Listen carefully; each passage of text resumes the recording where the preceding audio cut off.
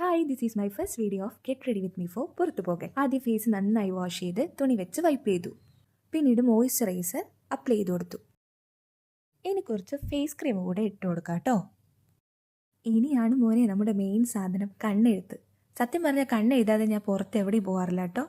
ഞാൻ കണ്ണിൽ kajal stick and ഐലൈനറാണ് കേട്ടോ യൂസ് ചെയ്യാറ്. കണ്ണെഴുതിയില്ലെങ്കിലേ എനിക്കൊരു പനി പിടിച്ച ലുക്കാണെന്നേ.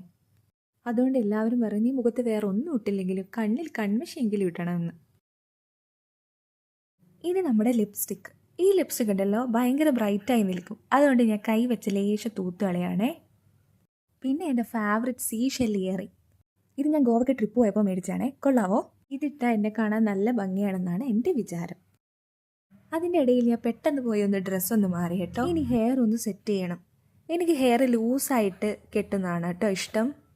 ടൈറ്റായി കിട്ടിയാണ്ടല്ലോ എൻ്റെ കവിള് മാത്രമേ നിങ്ങൾക്ക് കാണാൻ പറ്റൂ. അയ്യോ, ഒരു കാര്യം പറഞ്ഞു, ഇത് ചൊറവള. ടെൻഡടൈൻ സെറ്റല്ലേ ഗൈസ്? എവിടെ പോയാലും എൻ്റെ കയ്യിൽ ഈ വള കാണും കേട്ടോ.